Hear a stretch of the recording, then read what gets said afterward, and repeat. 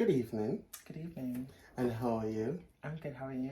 I'm good. This has been a long time conversation though. It has. You're supposed to be one of my OGs for my Quite some time.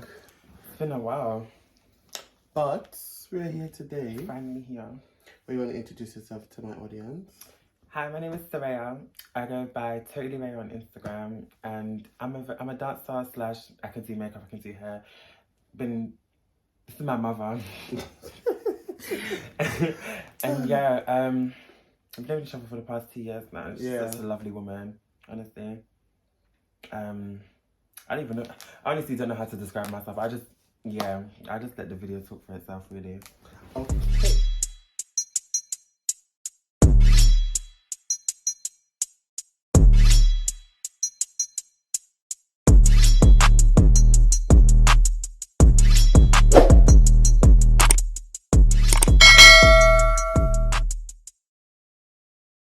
So,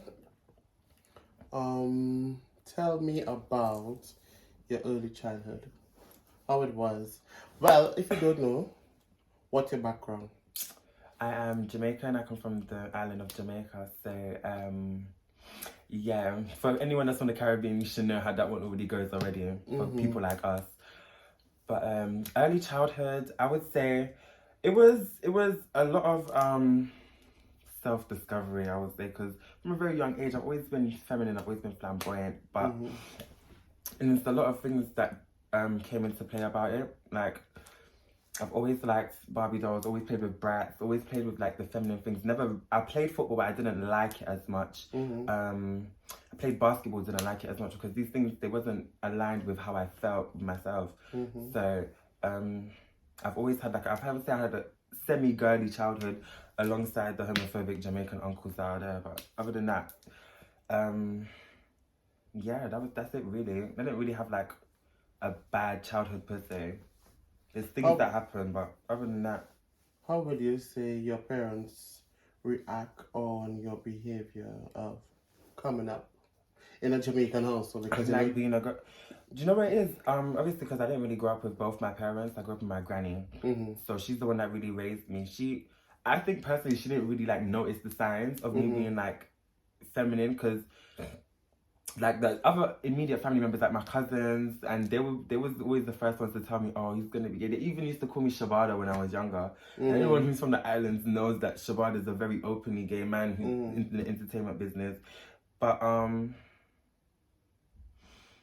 when it comes to like my granny, she didn't really like take notice. It was only when she would catch me like brocking out or playing her stuff where she would be like, oh, don't do this or don't do that. But it was never a thing where she said she thought it was a phase. That's the word that she used. Phase she thought it was a phase. Yeah, they all say that. They all say that. And yeah, that's it really. The rest of my family members, they was like, they're fine. They knew what was gonna happen. It was not like that easy with me, but it's not about me, it's about you too. So, as you said, did you grow up in a Christian household? Yeah. Did you practice religion? My family does practice religion. I would say I stopped practicing religion like a couple years ago. I still believe in God and everything. Like I still have faith in the higher power, but I just don't really necessarily gravitate towards any specific religion. I feel like all religions come from the same place. That's good. Yeah, that's good. So your school, how was your schooling?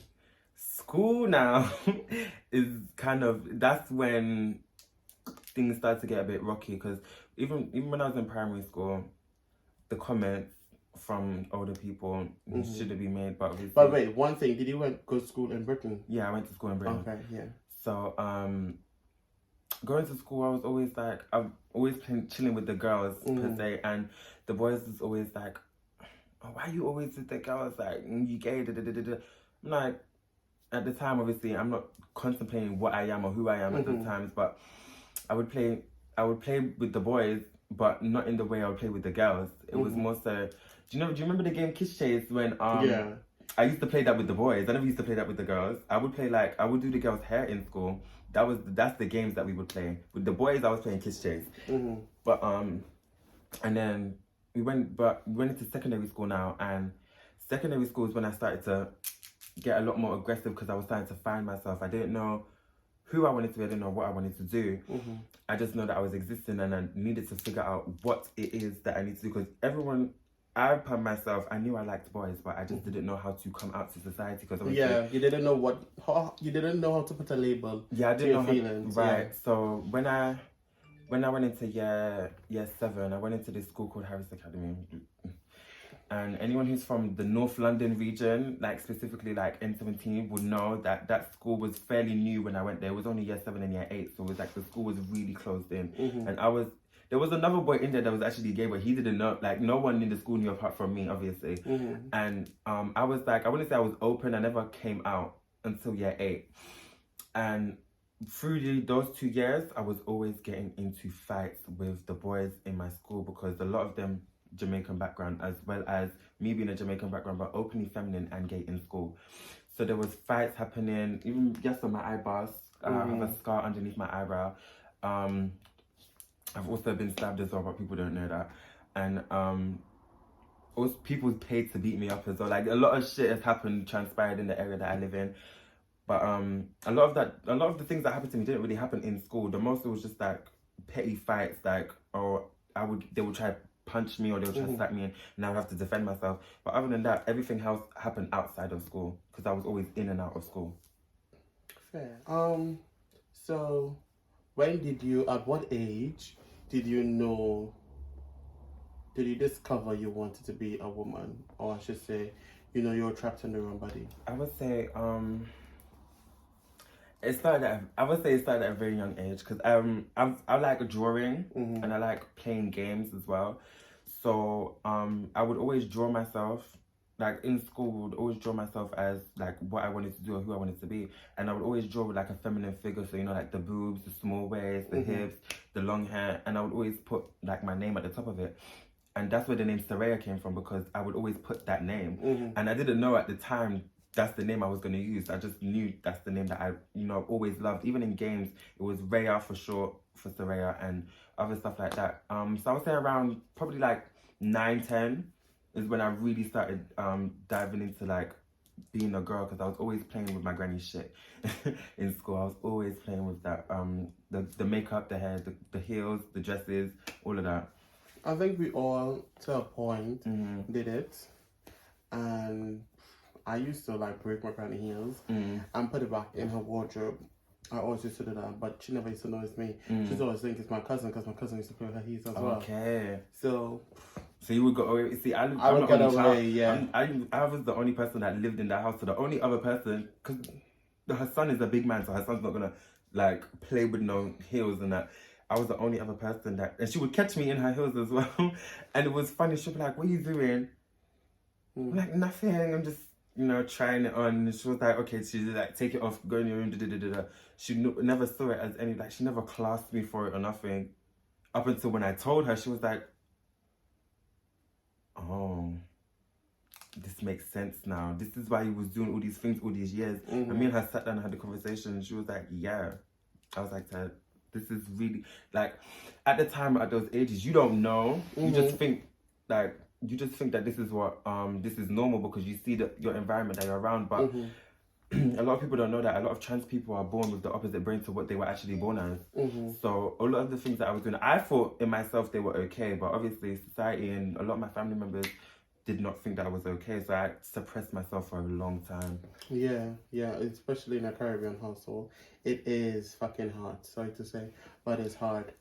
And so when you did what year did you finish school?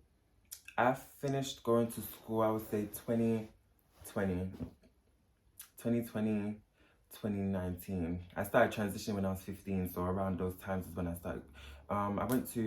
Because I went to many different schools, so I don't even remember. But 2020 is when I stopped going to school, like just before 2021 started. Okay, no problem. So, what do you say? How would your teachers reacted to your behavior in school? Were you shunned in any way, or anyone stand up for you? Do you know what? There was one teacher, my PE teacher. I remember her name was Miss Constantine. She because I remember there was one time I came in with like a book of my feelings. I used to draw and I used to write my feelings into this book. So I remember one day I said, like, I'm struggling. I don't know if I want to be a boy or a girl or not. And I brought it into school and I showed her. And at that time I had self-harmed myself. So then I showed her that and I showed her that as well. And she was the only person that went to my head teacher and defended me when I was crying out for help, literally. Because none of the other teachers that I thought would have helped me, they listened to it, but they didn't take it on as they should have. Miss Constantina was really the one that like pushed it, and Miss Anglin and Miss Sen, those two, even all the teachers were very cooperative, but those three main teachers were the ones who really helped me like figure out who I wanted to be and what I wanted to do in life. And I didn't figure out at that point that I wanted to be a girl. It was well after that I realized that. But those people, they helped my confidence level. I would say that they helped my confidence a lot. So I like to ask this question to the end, but I'll ask it now. What is one thing in the school system you think that they could put in to make LGBT people feel better in school? One thing. Oof. See, now that's hard because I don't know. I don't know. What could they do? Okay, for example, I always say in Trinidad and Tobago we have this subject called morals and values. And we always say but we say form. It's from form 1 to form 5 basically. They teach you morals and values of life, and when you reach form 4 and 5 they teach you the deeper parts to life. So that, like, I was the only gay person in my class that was known. There was 2 of us, but I was the only one, flamboyant one. Yeah. And they used to teach us, like, you know, homosexuality, sex, how to think. So, like, meaning, to cut it short, like, what do you think in what they should do in your school to help people at a certain age? The school that I went to. Yeah. But in the school system, I don't know, because there was a lot. My deputy head was gay in the first school that I went to, and then I think one of the teachers that I mentioned, Miss Constantine, I think she's married to a man, but she was very like, you know, them women that are I don't want to say the word. You know, the women that like just like men basically, and they're a lot more masculine. That's the word I was looking for, masculine. She was on the more masculine side, so she was very understanding of, you know, me being, you know, male and feminine in that school. So I would say, I don't know. And all the schools that I went to were very LGBT friendly, other than the people that, because a lot of it is stemmed from the home. A lot of homophobia stemmed from the home and religion and stuff like that. So it's like, sometimes some of the things that they could put in place wouldn't be, I'm not going to say necessary, but it wouldn't help as much as like a school who doesn't really have but sorry about that, guys. Come on. I actually just realized one thing I would put in place is just, I feel like they're doing it already, because a lot of the times I'm having conversations with a lot of straight people and they're always like, oh, they're forcing the LGBT community on the kids. They're teaching it in schools now. I don't think understanding, they're forcing it. Of course they're not. It's to show awareness of there's other people, not like themselves, that we exist. Trans people, gay people, lesbians, bisexuals, we all exist, and we're all going to. This world is for us as well. So it's to show awareness, because a lot of people's homophobia and racism, all these things, they're here to divide, and 2, they are taught in the home, because where else are you going to learn to be homophobic? School's not going to teach them people to be homophobic. No. It's going to learn inside your house. So I would say them teaching it in school is better, because I feel like they can already start doing it. Because I mean, if they're not going to do it, they're not going to do it at home. A lot of Caribbean people, they're not going to say that being gay is okay or being trans is okay. They're not going to say that to their kids. They're going to tell them, oh, bun out this and bun out that. So being in that environment for so long is a good thing. It doesn't, and straight people need to get out of their head. If you teach about LGBT matters, it doesn't make kids gay. That doesn't make any sense. You can't make a child gay. You're just teaching them about the world and what the world has to actually offer. Right. This world is here for, like, if you do history, and that's another thing as well. School needs to start teaching about history, because in history, in ancient African history, ancient Egyptian history, ancient Greek history, all is meant there's gay people, trans people, like they're called hermaphrodites. Hermaphrodite is used in the Bible. And it describes an angel or a messenger. So people need to start realizing that these things have been here for years before we were even thought of. So we just need to start being more open and receptive to the idea of it, instead of just bashing it because of what we've been taught for years. Because even me, sometimes, I'm not gonna lie, I'm still internally homophobic sometimes when it is rare. I think it happened to some of us as trans women. So in your area, growing up in your area, you don't have to say the area you come from, but your area, what I already is... said it. No, you said the postcode. Okay, you don't need to say the name, but what it is like growing up in that area. Okay, because do you know what it is? Growing up in the area is itself alone is already rough. So me being openly trans, because because I used to have all my issues. I don't have issues now that I've transitioned, but before I've transitioned, yeah, you just have to be like on your P's and Q's. You have to be wary, because the boys in that area they're very malicious with their behavior. And when it comes on to people like me, I'm not even the only, like, I'm not the only person in Tottenham. Oh my god, I said it. I'm not the only person in that area that that lives this lifestyle. There's three of us. I don't know if there's more, but I just know the ones that I know of. There's three of us, and every single one of us has been through it within that area on separate occasions and in the same venues. We've all been through it. There's even been points where it's like, because they like me more than the other, or they like the other more than me, they'll give me blah, or they'll give the other person blah, and they will go attack the other person, or they'll go attack me. So it's like, yeah, you really have to know how to defend yourself living in that area, honestly, because we're not even just living this lifestyle in general, but living this lifestyle, you have to know how to defend yourself regardless. You have to, it's true. If you don't, boy, people are gonna walk over you. They're gonna use you as a beating stick, and that's not what you want. So, you know what I want to say is, like, you know, in England, right? Do you line with a lot of trans people? I've started to meet a lot more over the years, but there's not much here. There's not many here. Yeah, because like guys on social media will always be like, there are not a lot of black tick trans and this black trans, and I'll be like, really? Yeah. But when you really look at it, there's not really a lot of black. There is though. No, there's not really a lot of black. I'll be so wrong. This is not me boosting up my own head or anything, but from being from London and actually like being born here, out of all the like black trans girls, I'm not saying this from my own words, this is other people's words, I set the bar. And I'm only saying that just because I have a lot of notoriety in the public eye. A lot of people know who I am. And when people see me, they don't think I'm trans. So it's like, because a lot of straight people, like the cisgender community and... But wait, I just want to pause you for 1 minute. You set the bar on Tottenham, babe. I set the bar where I live, because there's no other trans woman. But you're not from there. You're from Trinidad. Yeah, I'm from Trinidad, but listen, I'm living here, and I'm the only black transgender woman in this borough. Let me say borough, because this borough is small. Yeah. But still, there's no other black transgender woman. I'm just saying. That's cute, no shade. For this borough, but for my borough, I would say I'm not the first from my borough, but I mean, it's evident. It's okay. No, you could, babe. Listen, because one thing I don't like about, and I always say this, I don't like about most trans people in England, they don't put effort.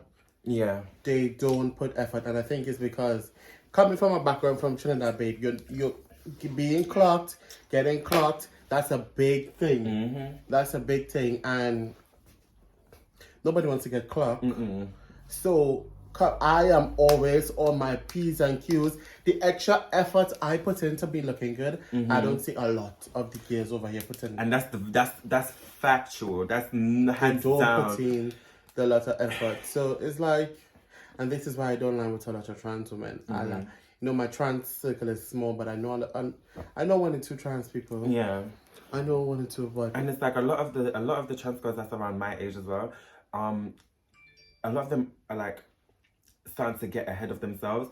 In a sense of, obviously, like, you can, like, you look good in everything. Remember the one that we saw at the club? You look good in everything, but stop trying to live beyond your means. Like, it's the thing where I've always been told, like, if you're meant, this is words to Sanaya. If you know who Sanaya is, you know who she is. She said, I need the girls to stop trying to live beyond their means. If it's meant for you to be a hood bitch, be a hood bitch, because glamour doesn't fit everyone. And that's facts. A lot of them really do up the, you know, the glamour or the dollar. A lot of the girls can't do that. Because even for me, my getaway, or what I used to do in Trinidad, is that I used to live ghetto. Yeah.